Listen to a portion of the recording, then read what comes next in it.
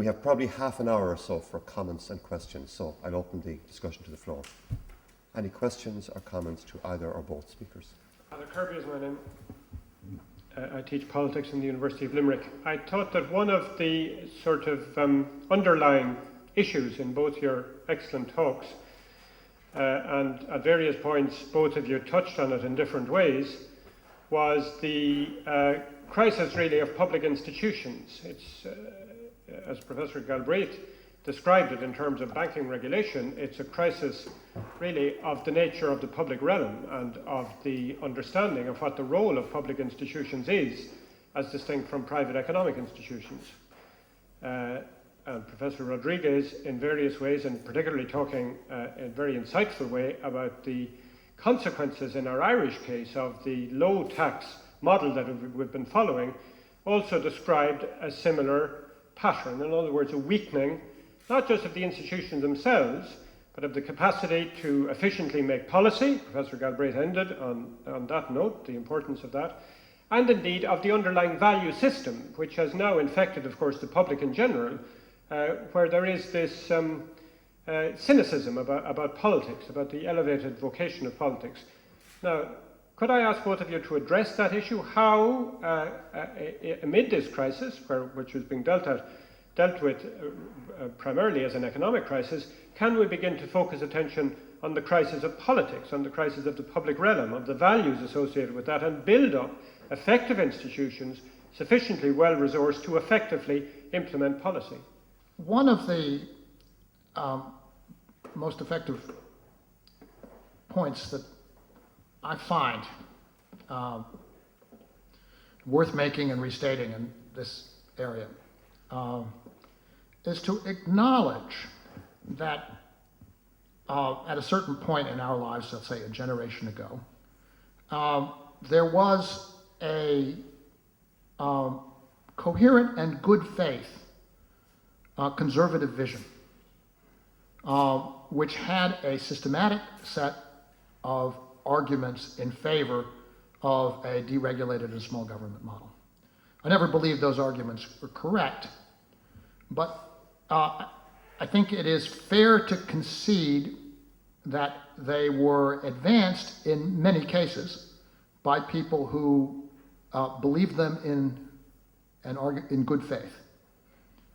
And I make that point because there is no principled conservative that I know who held those views 25 or 30 years ago, who believes that the governments that describe themselves as conservative today have any interest whatever in the application of those principles.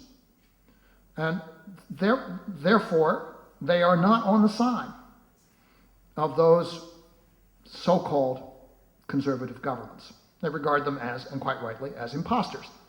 And that suggests to me that we need to have an analysis of what is exactly going on, an analysis that people, whatever their political perspective, and I don't think this is a matter of being progressive or being conservative, it's a matter of analyzing what's out there in the world.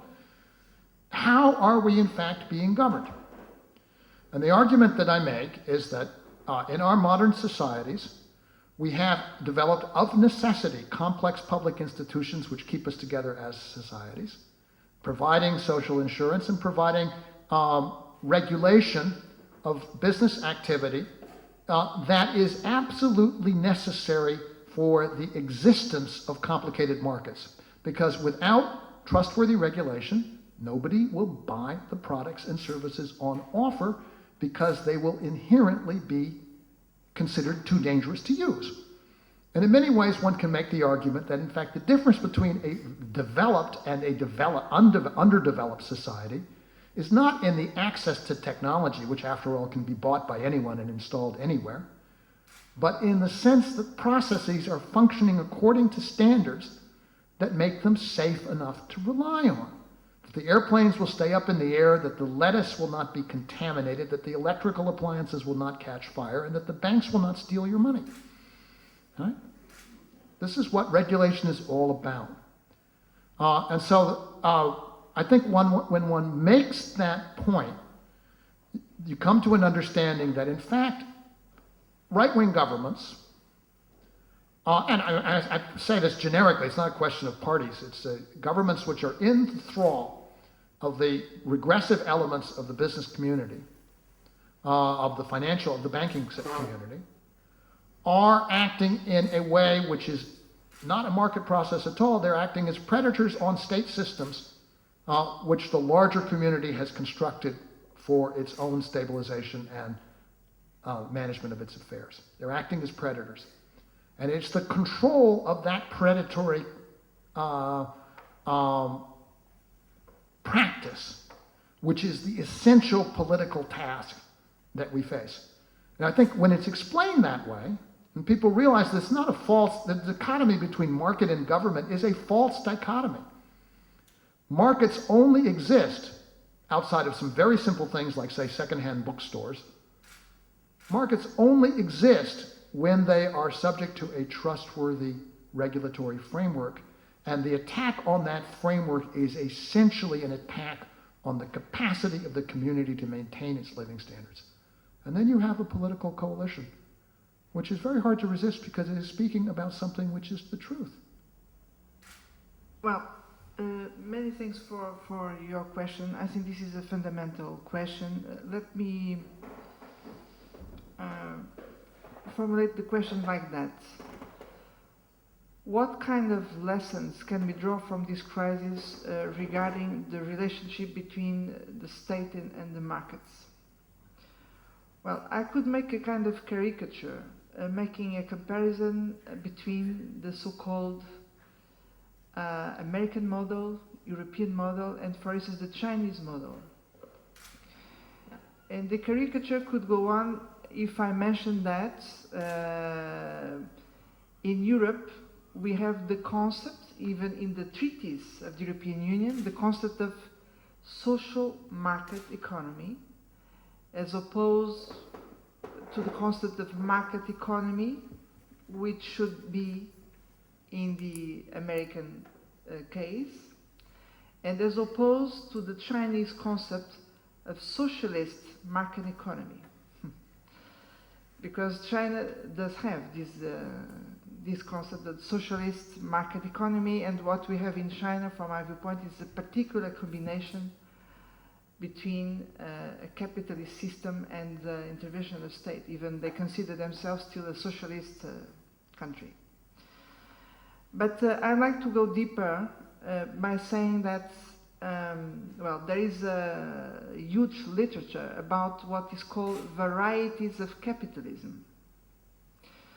And I have no illusions that the crisis will increase the competition between different types of capitalism, because we do have many different types of capitalism. The key question for the future is to know whether we'll have an upward competition or a downward competition. What I mean by that is a competition downgrading the basic standards in the social area, in the environmental area, and so on. And let me focus on the particular variety of capitalism I think is very interesting, including to overcome this crisis. This is the variety we can find particularly in the so-called Nordic countries of Europe, where you have a combination, a very interesting one, between an economy which is a quite open one, plus a strong welfare system, because they argue that social policy is also a productive factor, and you have an active innovation policy, enabling actors to become innovators and creative. And you also have, this is the fourth element, is a special kind of corporate governance with more social responsibility regarding people and regarding environment. I think this is a very interesting combination. And what is being attempted in the European level is to build on this experience and to create a kind of convergence in the European Union in this direction? Can we combine an open economy with a strong welfare system, a strong innovation policy, and better corporate governance? I believe this is a much more promising model for the future.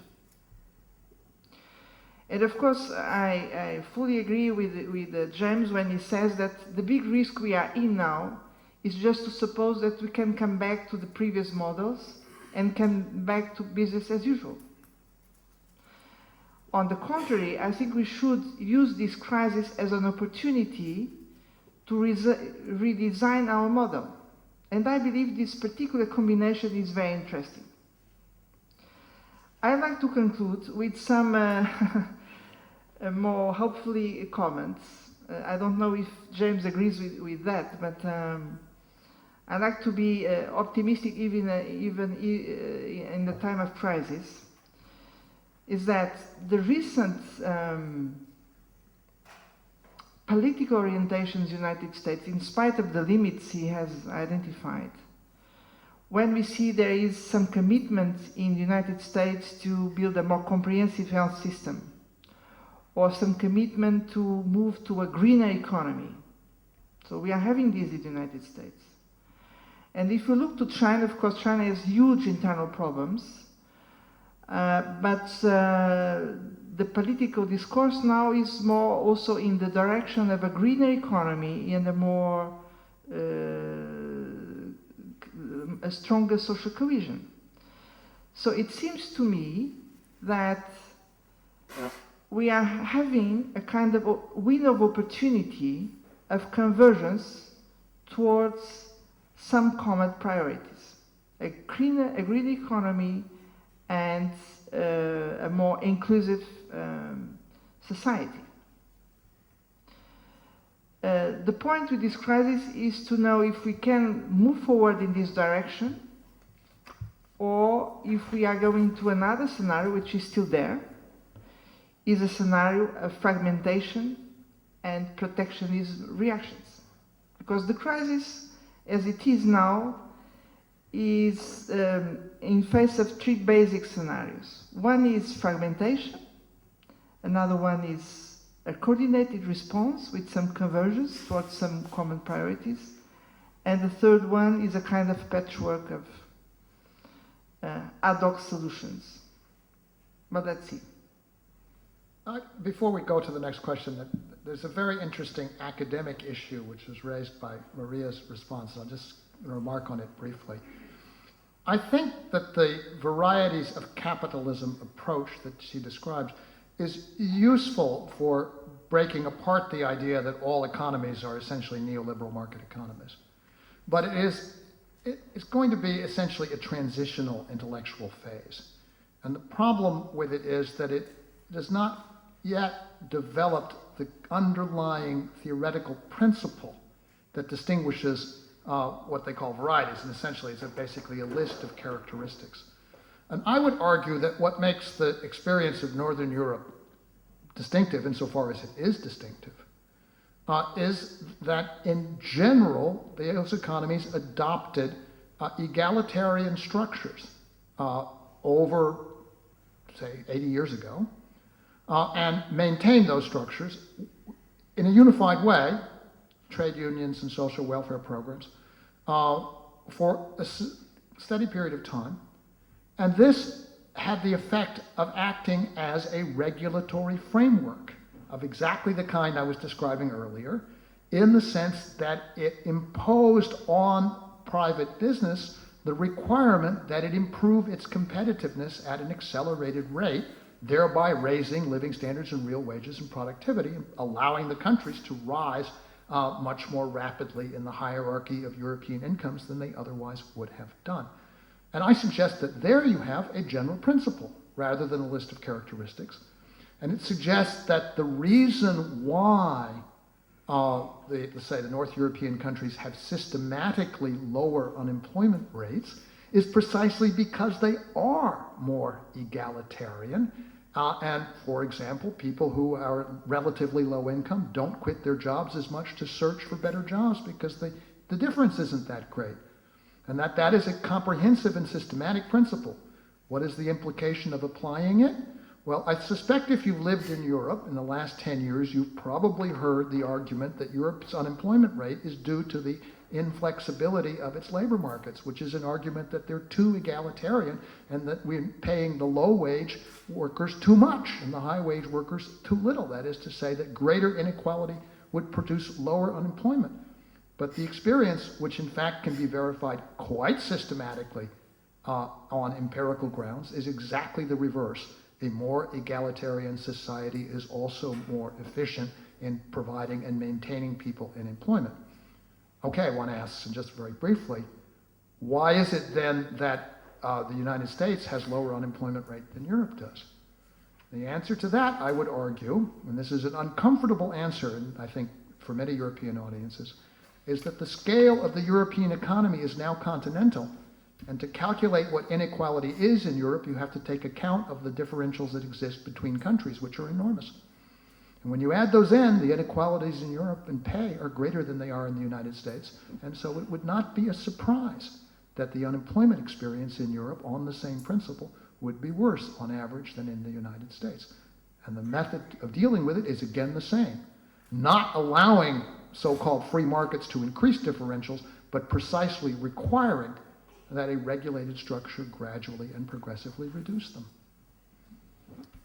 Right back.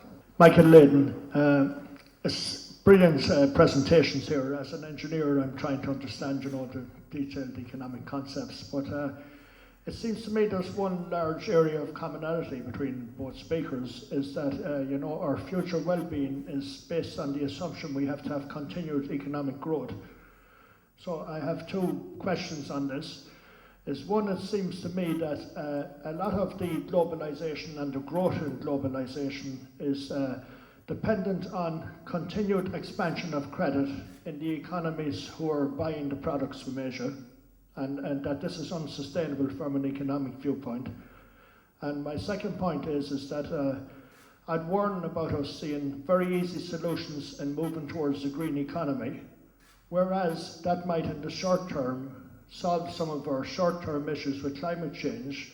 It does cover up the major issue, which it will greatly increase the rate at which we're absorbing non-replaceable resources on the planet in terms of all kinds of metals, base products, agricultural land, fresh water, all kinds of issues like this.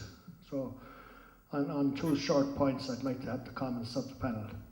I would distinguish, however, between the accounting concept of increased economic growth and the physical process of the production of goods and services and the consumption of resources.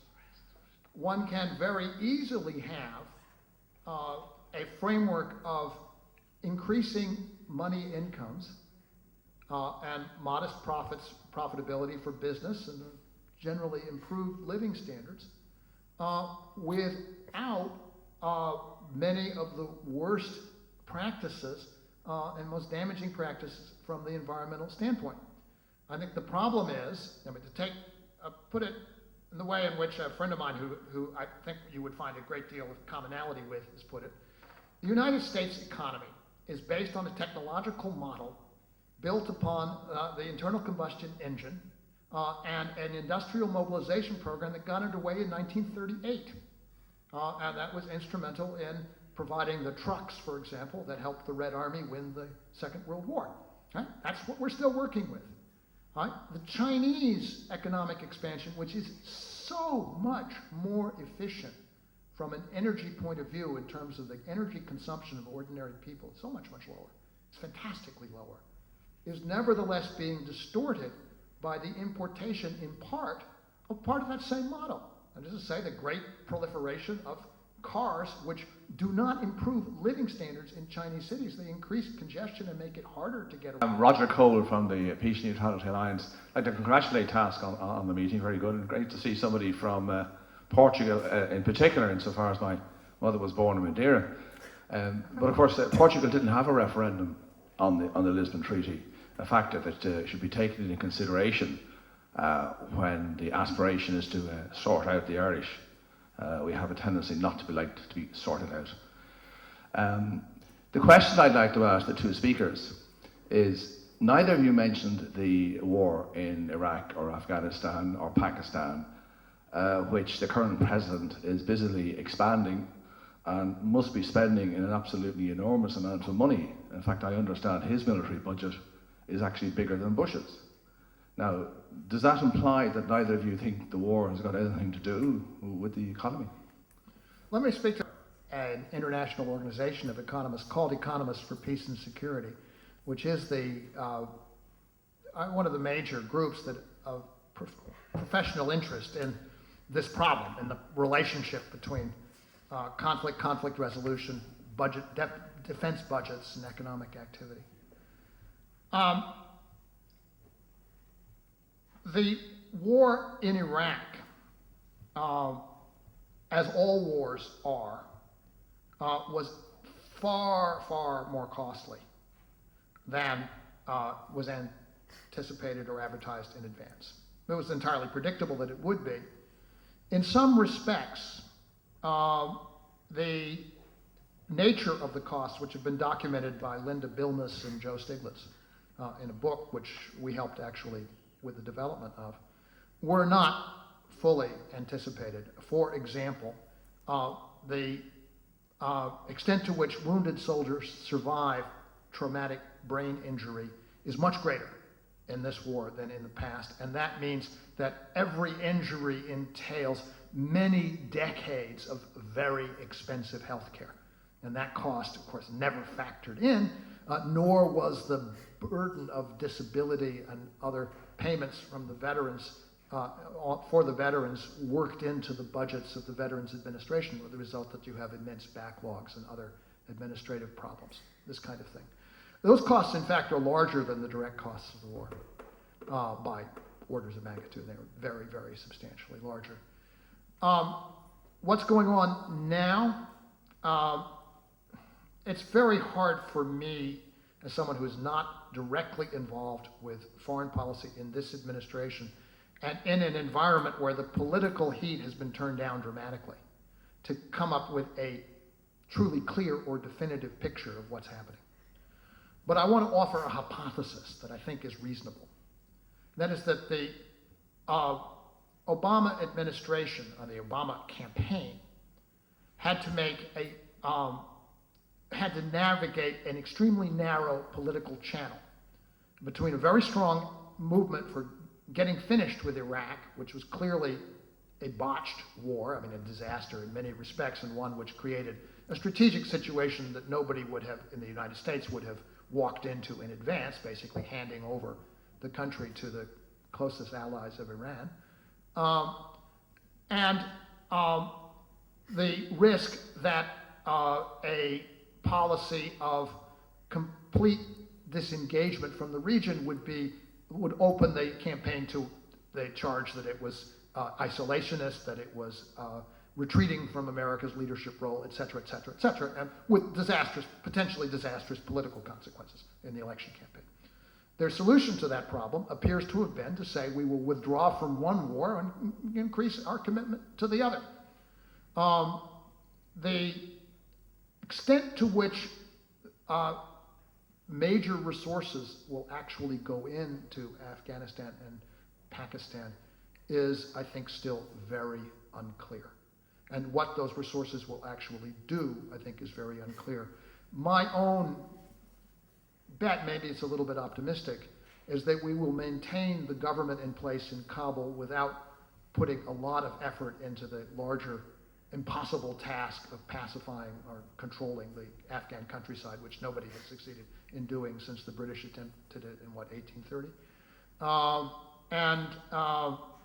What happened when the British marched in the Khyber Pass with 20,000 people? One of them got back.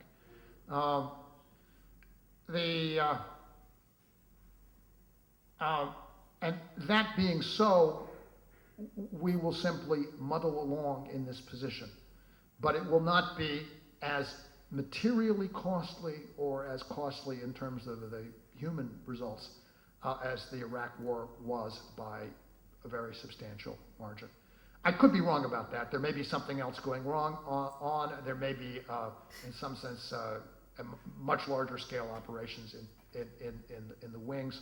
But I'm not picking that up on the radar that I have at this moment, and I'm hopeful that what I've just described to you, which I by no means approve of, I think is very deplorable in many, many respects, is maybe the most likely outcome. Emilcar Moreira. Questions for Professor Maria-Jo Rodrigues. You spoke about the possibility of a European-based financial regulator. I was wondering, under the current constitutional arrangements within the EU, even if the Lisbon Treaty is approved, if that is really feasible, and if not, if there's any kind of second best option for fulfilling that function. Well, as a matter of fact, this is a topic which is already in the agenda for the next European Council on the 18th and 19th of June. There is a proposal based on the so-called La Rosière report, which has two main points. One is to create a European supervisory scheme to ensure the follow-up of macroeconomic stability. And the other one is to improve the coordination of the national regulators in order to follow up the microeconomic stability. Well, this is a certain progress, I must say. This was possible exactly because of the crisis, and it's very likely that the report will be adopted in the next European Council. But this has to do only with supervision. And this means that we are not addressing the other issues, which are the regulation of the system and the restructuring of the system. Because if I could speak about regulation and restructuring, I think that Europe is really very much below what is needed. And let me tell you that these measures, which are now required, don't depend on treaty changes.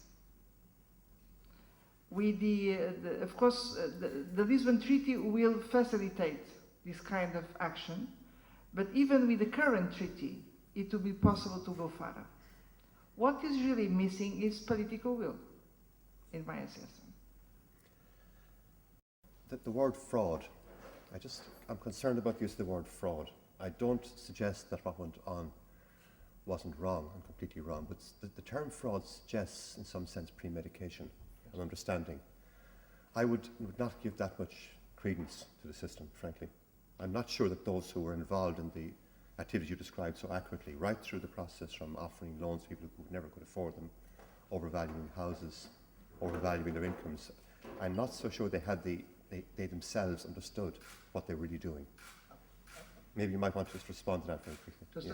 We do have some evidence on that. The ratings agency Fitch in 2007 conducted a small study of the documents underlying a small sample of residential mortgage-backed securities.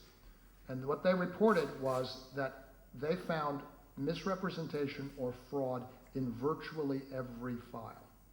And by that, I mean direct evidence that the documents were misstating the material facts underlying the loan. And that's why I say, in that situation, if that turned out to be very general, there is, I think, no way that you would get a viable market in those securities. You know, I take the point completely that individuals were involved in processes where they were certainly underestimating and overestimating, and were encouraging, in fact, more people taking mortgages to overstate their income, etc. But whether there was systemic fraud throughout the system, I'm not so sure. In the sense, I'm not so sure those who, if anybody understood it, I'm not sure it was understood sufficiently to provide for, if you like, a systemic fraud in the real meaning of the word systemic. Well, it suggests to me too much of too much intelligence behind the system. Yeah, again, I wouldn't underrate it. I use the word very carefully and very deliberately. In the savings and loan crisis, when it was resolved in the early 1990s, there were about 1,000 felony prosecutions and convictions of insiders in that industry, and some 700 people went to federal prison as a result.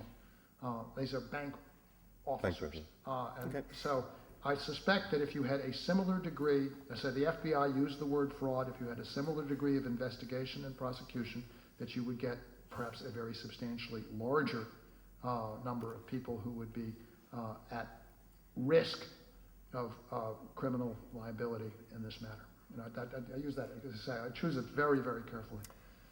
Okay, I think a tremendous evening. I think first of all we owe thanks, a great debt of thanks to TASC for their work, for organising this event. I think it was a tremendous event in the sense that it certainly raised huge questions. And certainly from my point of view, I've learned a huge amount here tonight. Whether I can absorb it or whether I can, in any sense, make sense of it is another question. But certainly it's been a huge evening and a huge number of insights. Okay, very quick. Give people, let's say, our rest.